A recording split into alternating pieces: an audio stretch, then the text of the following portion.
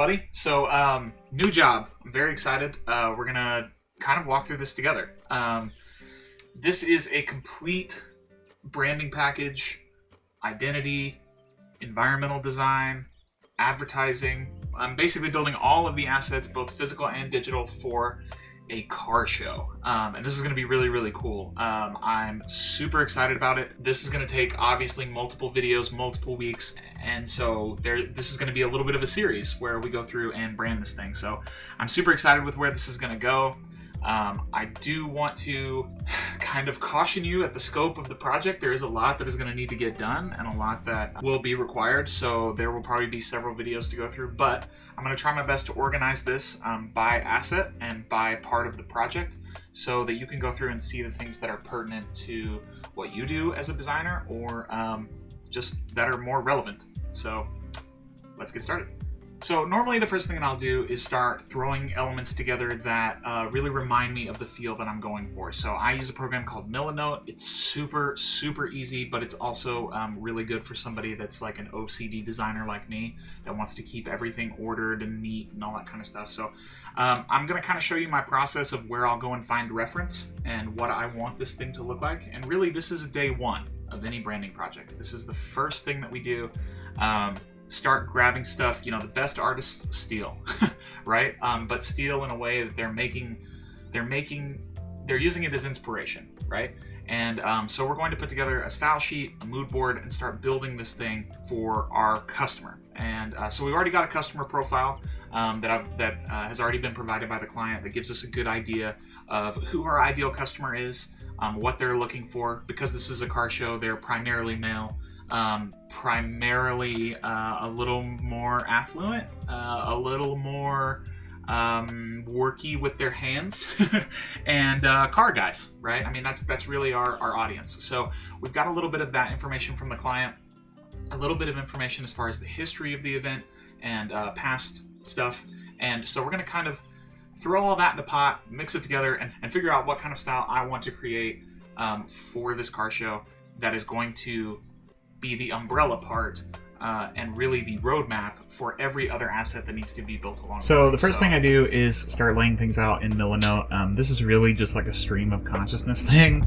I'm not really judging any sort of choices during this process or thinking about how it's all going to go together. I'm literally just Googling things that come to mind in relation to the style that I'm going for or the client or the product, and then just grabbing random elements and making notes of how they could connect to each other, how they could come together, what unites them. This is an event that's going to take place in St. Paul, so I literally bring in a logo of Prince here.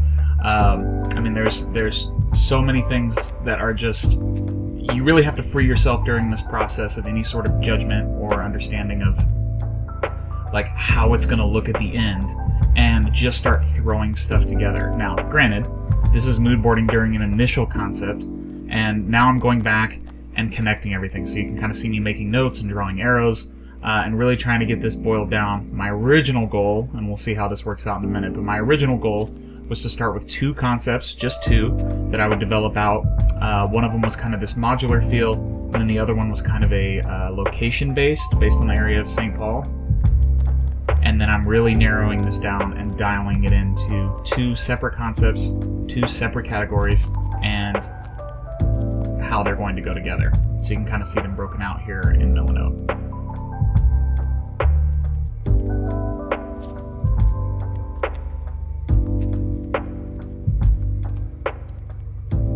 So then it's time to build a stylescape. This is actually something that I picked up from the Futures YouTube channel. They do a great job. There's a little tutorial, I'll put a link in the description below, where they talk about building stylescapes and why that matters for really dialing in on your audience and knowing who your customer is. So this guy here, John, he's an engineer. He's our ideal customer. He's kind of a car guy, works on classic cars and stuff like that. And I really wanted to get that feel of like, the Americana that I was going for, and this kind of classic, this classic Chevy right here that I'm going to include in the stylescape. This Americana feel, red, white, and blue, but also kind of the engineer's mindset and everything being very clean, there are big brackets around things. Everything's either closed in or surrounded. There's kind of an engineer's brain behind it, and then plenty of little elements that kind of show our color palette and how our different assets are going to look across the entire brand, and the experience of somebody that's going to the show based on all of the fonts, colors, logos, and secondary assets that are going to go into building this thing out. And then this is a good little break from all the research that I've been doing. So, you spend a lot of time with kind of right brain thinking, and now you get to put it together as a style and then start sketching.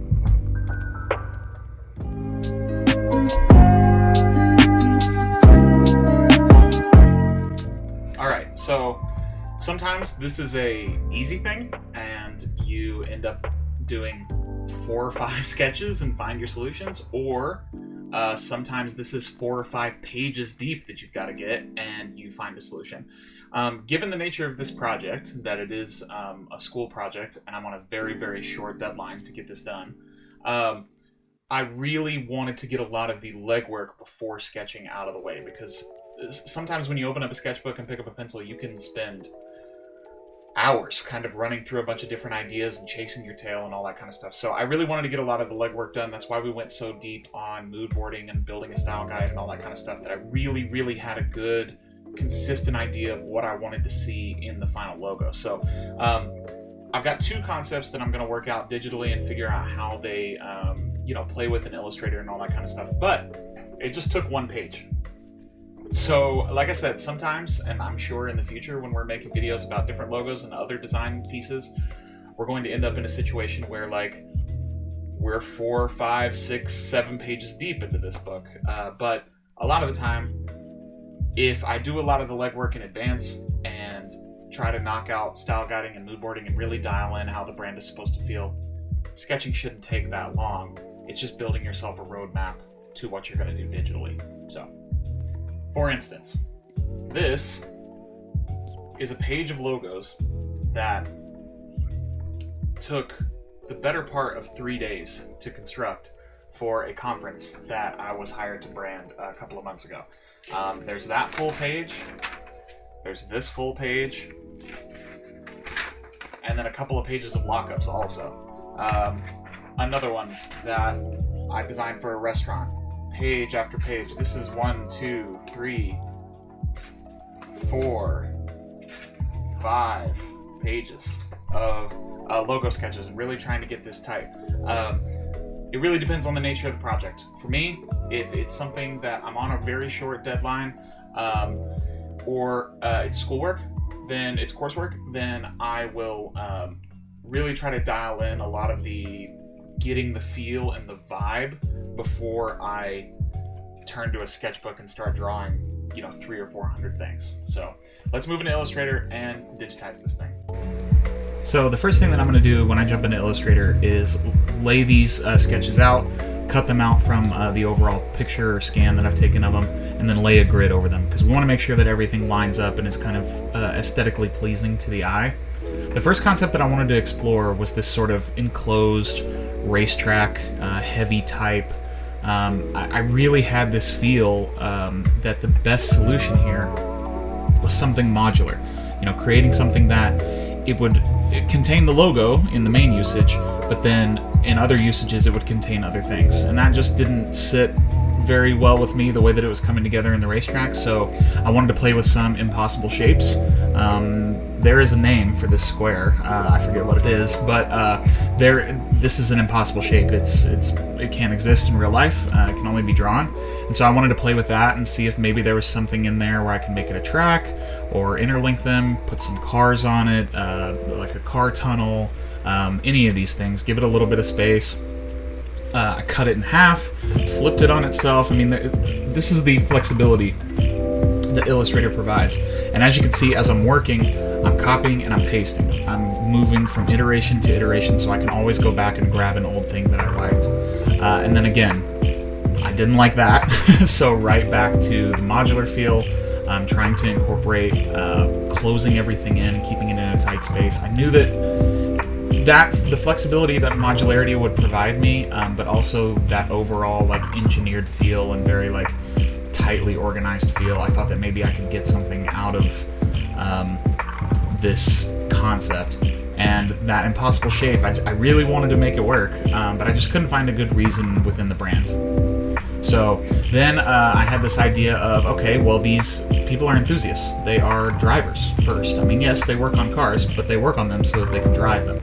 And I thought maybe we could have a little character design in here as part of this modular concept. Again, I was really leaning in to the responsiveness that a modular solution would give me, because there are so many assets that are going to be needed for something like a car show, right? You're talking badges, handouts, flyers, banners, signage, environmental design. And so I figured all of these things could be married together if we kept everything modular. And as it went on, more colors came in, more patterns, different gradients and stuff like that to see if we could give it the illusion of lighting.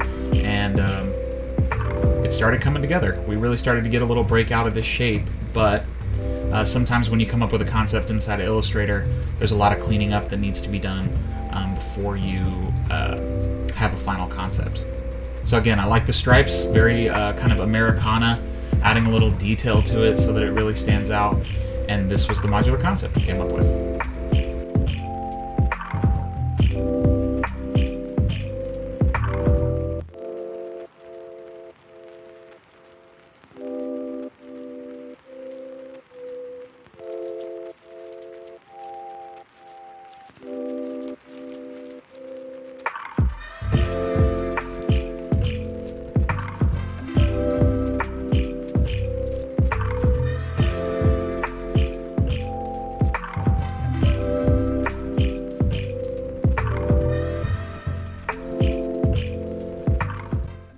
Boom.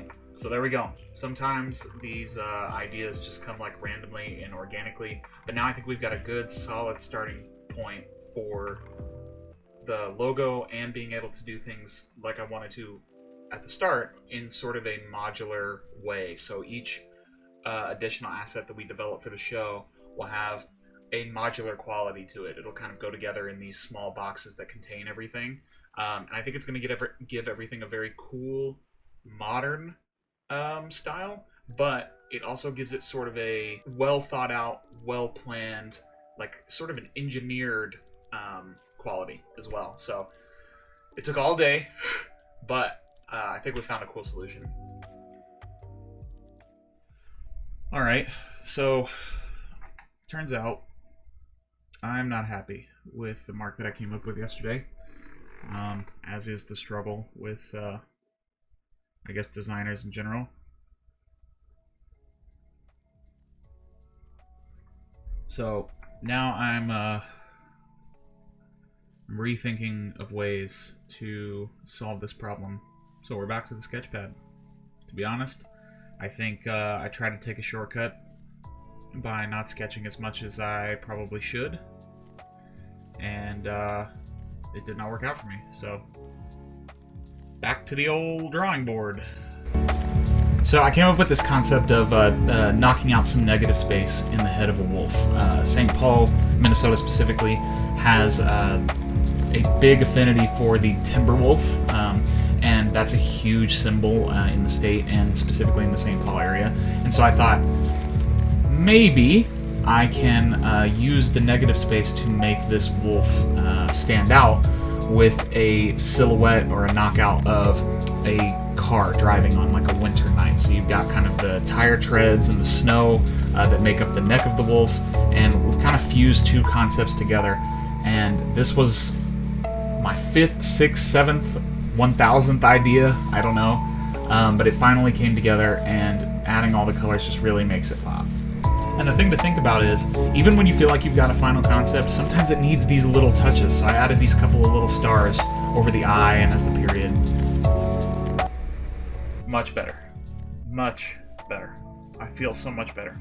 I think a lot of the time the first idea is not the best, the second idea is not the best, the third idea starts getting there, and then it's like a snowball down the hill, right? Like it keeps picking up speed and it keeps gaining weight, and then by the time it's at the bottom of the hill, it's this huge round like snowball, and it's, you know, it's perfectly round, it's nice and smooth, And I think that's what we got here. It's a good, well-rounded solution, colors and all that. So this has been a little bit of a journey. It took 3 days to get from assignment to mood board to sketch to vector, back to sketch, back to vector, and then colors. And so now we'll put it together and turn it in and see how it goes. Thanks for following along with me on this one. There's going to be a lot more videos like this. I'm going to try to document, if not for my own sake, then for y'all's. Logo projects, other larger design projects that I have to do in the course of my job. And, you know, let me know what you think in the comments. Subscribe if you want to see more. And see you later.